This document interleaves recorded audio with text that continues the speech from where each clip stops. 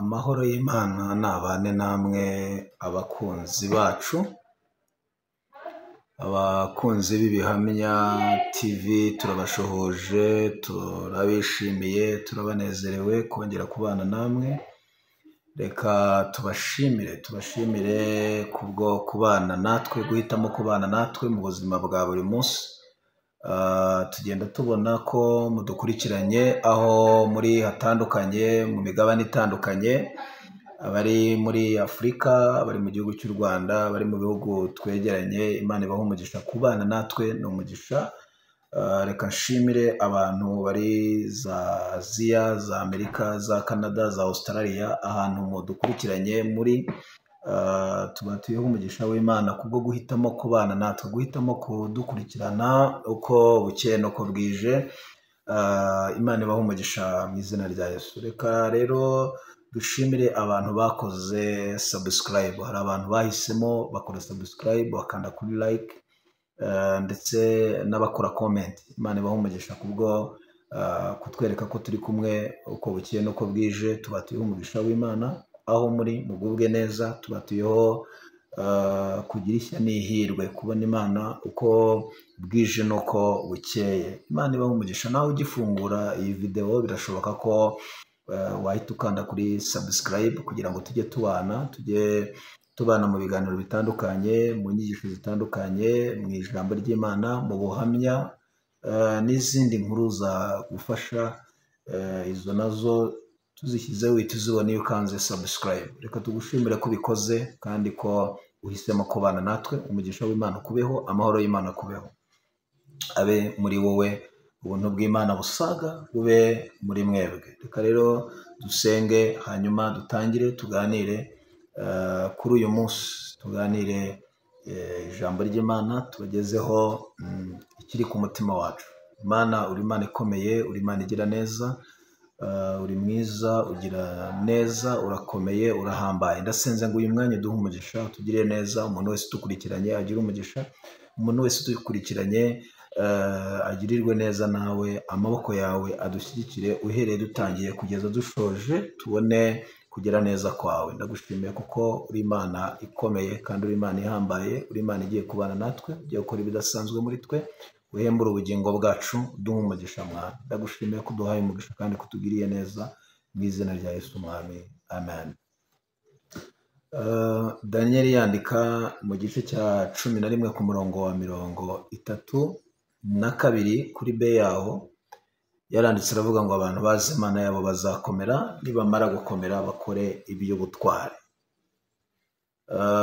Umuhanuzi Daniel yahanuye ibintu byo mu gihe kizaza, ahanura ibiriho, ahanura Imana imwishura n'ibyashize, kuko Imana ivuga ibiriho, ikavuga ibyabayeho, ikavuga n'ibizabaho.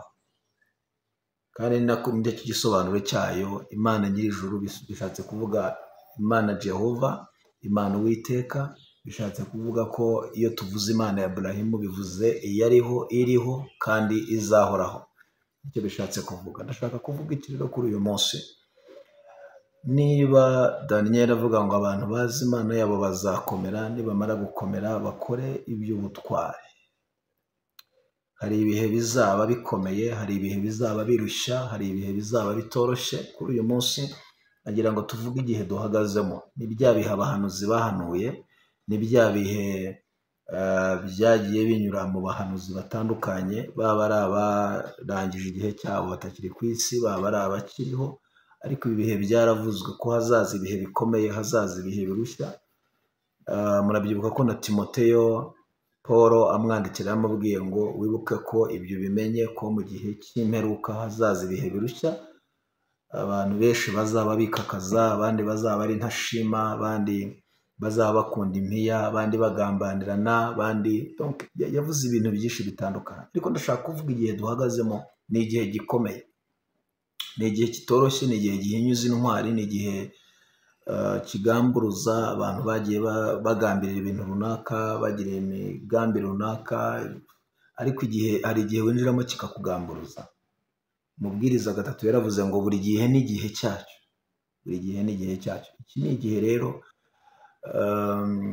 cyagiye kivugwa, ariko ibyo bihe byavuzwe tubihagazemo, tubigezemo, nibyo turimo ubu, nibyo tutuyemo. Mu gihe rero kizaba ari igihe kitoroshye, igihe kizaba ari igihe kigoye abagenzi, mu gihe kizaba ari igihe kigoye bizera, niki basabwa, niki dusabwa? Paul yaravuze ngo iyo minsi niza muzararame, musenge, musabe Imana.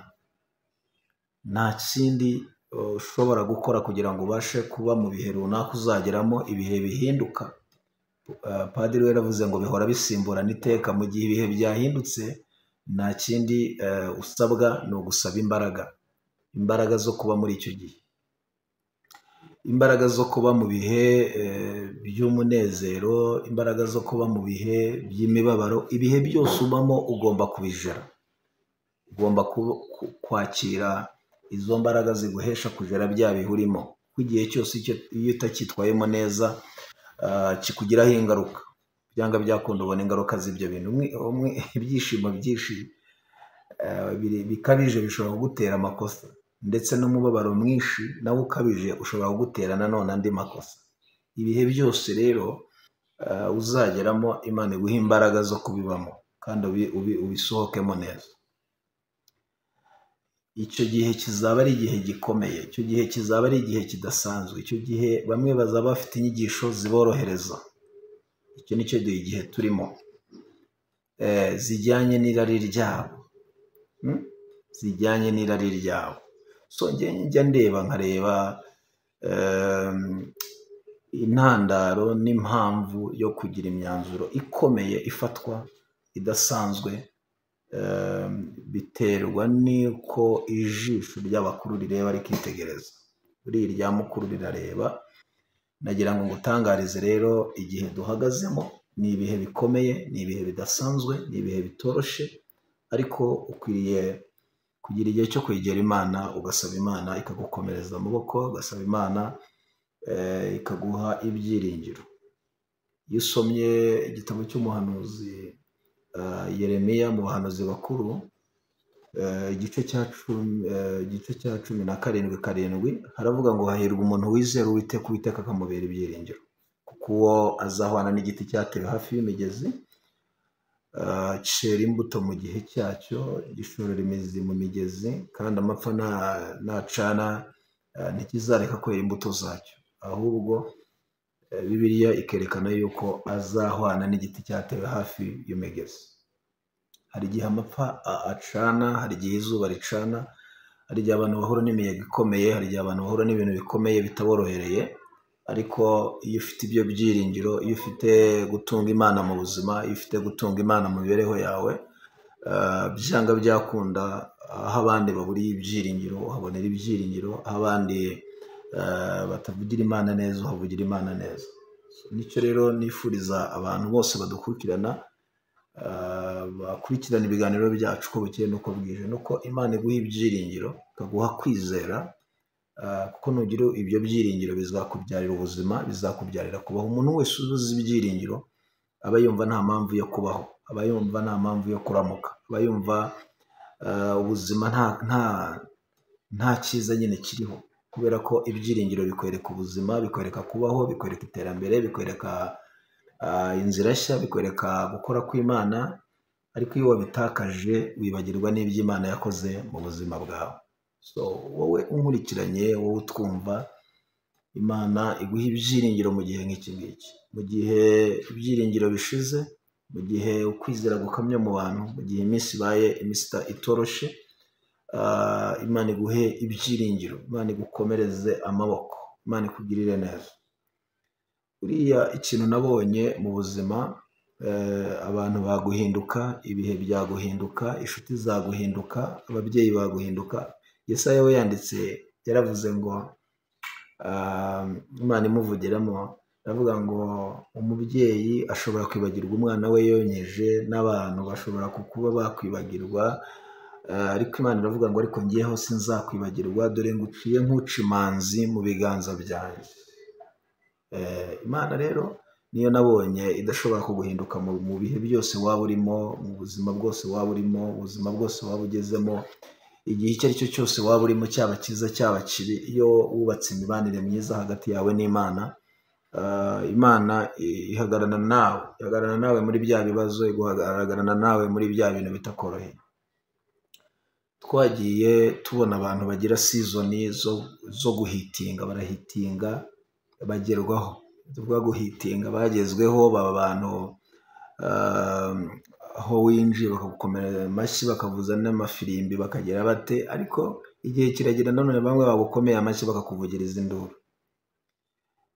Bakakuvugiriza induru, bamwe bakubwiye ibyiza bakakubwira ijambo rikomeretsa umutima. Icyo nakubwira, ubaka imibanire myiza hagati yawe n'Imana. Niba ubaka imibanire myiza hagati yawe n'Imana, izabana nawe aho ubuze abantu. Aho utazatubona uzabona Imana. Imana ibaha umugisha.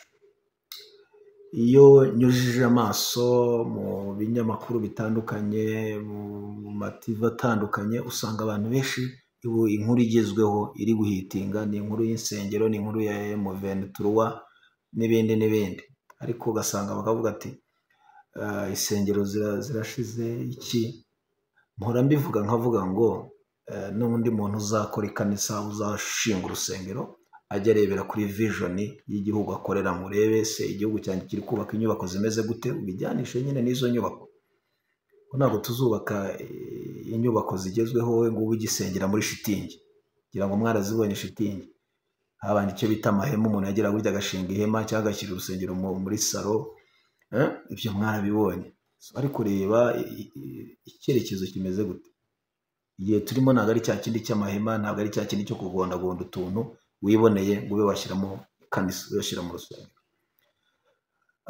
By the way, hari n'izindi zizaba zijyanye n'igihe, ariko niba hari ibyo utujuje, niba hari amabwiriza utubahirije, usange bazishyizeho ipiki. Arizo twabonye bashenye zari zifite ubuzima, ariko usanga bazikubiseho ipiki cyangwa barazihiritse kubera ko hari ibyo utubahirije. Nk'uriya muprofete Ernest ni umugabo ugira imirimo myiza, ni umugabo ufite umutima wo gufasha, yari afite n'urusengero rwiza Kibagabaga. Ariko byanga byakunda ukwiriye kumenya intandaro kugira ngo bafate umwanzuro bavuge ngo uru rusengero ntiruzongera gukora mu gihugu. Ikintu cyo ugomba kubanza ukakireba, ni gute bavuze bati ntiruzongera gukora mu gihugu. Ukabanza ukabireba, ukarebesha ijisho ry'umubiri, ariko waba ufite n'iry'umwuka ukabirebesha. Icyo narakibabwiye yuko abantu bakoresha ziriya mbaraga za taci, ziriya za taci, leta ibibabona, natwe tuba tubabona, tuba tubazi. Bamwe bahirika, bamwe bahuha, bagira bati na bamwe bakoresha icyo bita irigondi. Ureba purake y'imodoka yawe akayandika, mu kanya akaza akakubwira ati nomero purake iyi n'iyi, ukavuga ati mpuye n'umuntu. Ubwo usanga nicyo bita irigondi yakoresheje. Abo bantu bose lisiti yabo irahari. Hari n'abandi basigaye uzasanga nabo bakoresha ibintu nk'ibyo by'amayeri by'iki, nabo barahari, lisiti zabo ziba zihari. Abo nabo no kubabarira iminsi, ni iminsi itari myinshi. Abo nabo barazwi, bahereye ku bitwa ba Rugagi, murabazi, bakoreraga mu mujyi. Bari bafite power, bari abantu bari bafite amafaranga, bari bafite, byari birenze ukwemera.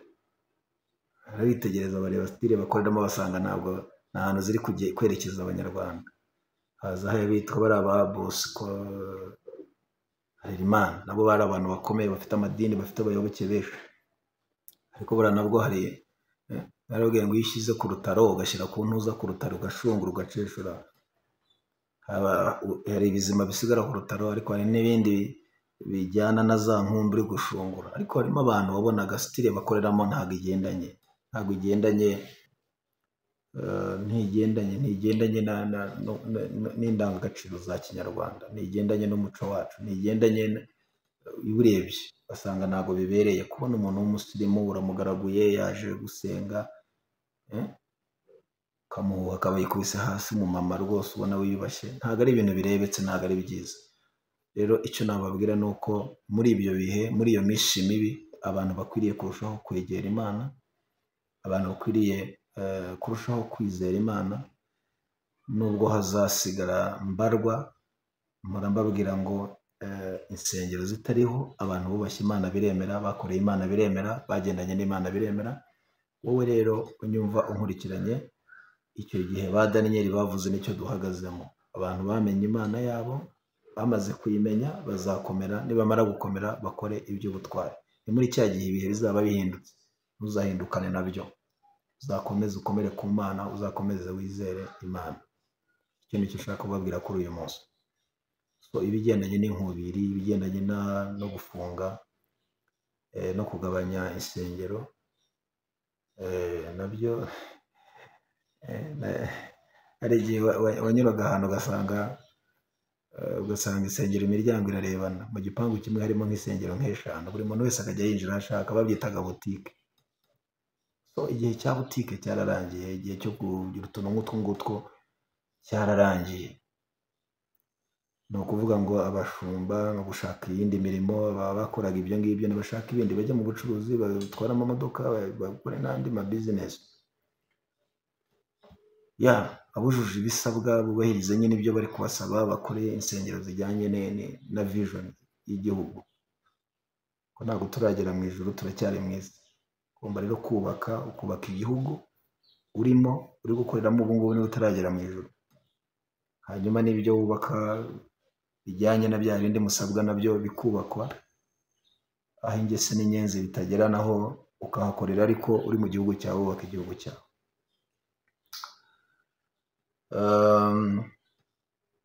Ndagira ngo mbabwire ngo iminsi turimo ntabwo ari iyo gusinzira, ahubwo iminsi turimo ni iyo kuba maso. Niyo kuba maso. Abari bashinzwe kuba babiha umurongo, abari bafite inshingano zo kuba bakora ibiri gukorwa, bakaba babiha umurongo, ntibabikoze. Rero ni ngombwa leta nk'umubyeyi igomba kubishyira ku murongo. N'izo nshingano nyine z'abashumba, niba amaturo bayapfa, niba bayarwanira, bagomba gushyiraho umurongo y'uko agomba kujya akora. Ko twabonye intambara zayo, twabonye abantu barwana, twabonye abantu bafungishanya, twabonye abantu bajya mu manza bitewe n'ayo mafaranga yinjiye. Twabonye abayiba nabo bari bafite amahame, amabwiriza akomeye, batayemerewe yose bakayaterura bakayajyana. Ibyo byose rero nabyo bigomba gufata umurongo. Iyo impinduka zikiza, abantu bavuza induru, abantu birababangamira, ariko impinduka ni nziza. Impinduka ni nziza. Hari ibyo zibangamira, ariko hari n'ibindi zishyira ku murongo zikemura. Kugira ngo rero mbabwire, nta muntu n'umwe bafungiye urusengero navuga yuko ugiye gushungura ukareba yuko nta mpamvu wamubonaho. Hari umwiza wabuze inenge. Buri muntu wese buriya uba ufite ibyo ukora byiza, ariko hari n'ibindi runaka burya kandi uba usabwa gukora ubutakoze. Ndashaka kuvuga rero muri uyu mwanya kugira ngo umuntu wese ahari arusheho kugira umutima ufite ibyiringiro, ufite kwizera, ufite kubaha Imana, ufite kubahisha Imana. Uhagarare mu mwanya wawe neza. Habakuki yaravuze ngo nzahagarara hejuru y'umunara wanjye, ndindire, ndangaguze, ntegereze icyo namuganye, icyo namusabye. Umuntu wese ahagarare ku munara we, umunara wo gusenga, umunara wo gukorera Imana, umunara wo kwizera Imana. Kandi gukorera Imana rega ntabwo ari ukuba mu ikanisa gusa. Wagaburira umuntu mwegeranye, wafasha imfubyi ukayirihirira, wakwambika abambaye ubusa, wagemurira abarwayi kwa muganga, wasura imbohe. Ubundi umurimo w'Imana ni iki? Ubundi gukorera Imana ni iki? Iyo bavuze gukorera Imana wumva iki? Ni imirimo myiza. Ni ukubaha Imana ariko ukagira n'imirimo myiza. Kuvuga ngo ni ukureba abantu bababaye ugahagararana nabo. Bibiliya iyo urebye neza usanga abo ba Tabita, ba Dorokasi bapfuye, urupfu rukabagarura. Ni imirimo myiza yatumye bagaruka. Bakwereka kariteze. Iyo usomye ibyakozwe n'intumwa igice cy'9:36, bakwereka Yopa, bavuga ngo hariho umuntu yari umwigishwa, icyo ni icya mbere. Yubahaga Imana, yagiraga ubuntu bwinshi, bakavuga karite ze. Nyuma yo kubaha Imana, nyuma yo gusenga, nyuma yo kumenya Imana, nyuma yo kwakira Yesu, nyuma y'iki, bagira n'imirimo myiza, agira ibikorwa byiza, agira imirimo myiza. Basi nawe uvuge ngo ndiho ariko hari umuntu wafashije. Ariko ibyo bintu biteye fiyeri, kuba hari umuntu wafashije, amaboko yawe yafashije, ukavuga ati nubwo utabivuga, si ngombwa ko nabivuga, si ngombwa ko bijyana kuri kamera nk'uko ngo ubivuge. Ukavuga ati hari umuntu nagiriye neza ku mutima. Icyo ni ikintu cyiza cyane. Niba hari umuntu ugeze ahantu ageze binyuze mu biganza byawe, wagira ngo icyo si ishimwe rikomeye? Ni ishimwe rikomeye, inshuti yanjye. Rero haranira gukora imirimo myiza, haranira gukora ibikorwa byiza, haranira kubana n'abantu amahoro bose. Biravuga ngo niba bishoboka mubane n'abantu bose iki amahoro. Hari igihe ariko bidakunda, hari igihe ubanira abantu ukabanira neza, ukabona bo ntibashaka, bo ntabwo bashaka ko mubana neza. Kaza se aba bantu bashaka intambara gusa, ubuzima bw'intambara gusa. Ariko gerageza niba bishoboka. Iyo bivuga ngo niba bishoboka, bishatse kuvuga ko hari n'abantu batemera amahoro, batemera no kubana neza, bakaba bumva ati twe turi abanyantambara. Hari abantu twabana bakajya kumva ku magara bavuze ngo ngewe nuko nteye, kubera ati kuri ibi bigenze gutya, wakosora gutya, ati ngewe nuko nteye, ntabwo mva ku ijambo, sinjya mpinduka. Ariko ku mutima ukavuga ati uyu muntu ateye nabi koko. Umuntu udahinduka, umuntu udashobora kugirwa inama, burya nawe aba afite ikibazo gikomeye, my dear. Aba afite ikibazo gikomeye.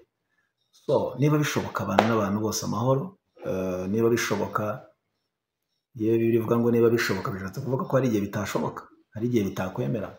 Icyo mvuga rero kuri uyu munsi, dukwiriye kugira ibyiringiro mu buzima bwacu, kugira ibyiringiro mu mibereho yacu, kubaha Imana aho ubona ko bidashoboka. Reka Imana itubashije ko bishoboka, tubashishe bishoboke, tubashishe tubikore byemere, tubikore byemere. No mu gihe hazabaho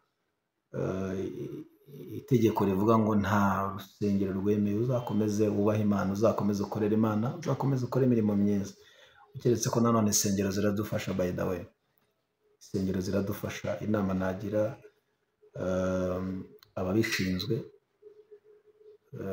n'ababifatira n'ababishyira mu bikorwa, nagira mbabwire ko insengero zifasha sosiyete nyarwanda, zirafasha. Hari abantu mwajyanye mu bigo by'ingororamuco ntibajya ku murongo, ariko ijambo ry'Imana ribashyira ku murongo.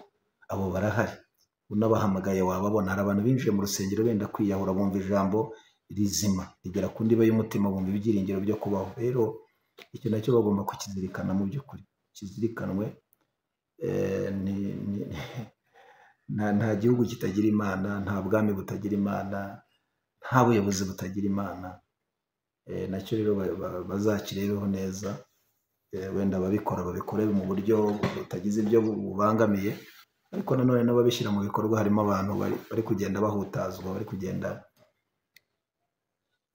baremererwa n'ayo maboko akomeye, basanga ubutumwa bwiza bugize inkomyi burabangamiwe. Ibyo ni ukubikorana ubushishozi. Ariko nzi neza, ndabihamya mpagaze ku maguru yanjye abiri, ko hari abantu bagiriye ubuzima mu makanisa, bagiriye ubuzima mu nsengero, bahindutse ari uko bumvise inkuru nziza y'agakiza, ari uko bumvise ijambo ry'Imana.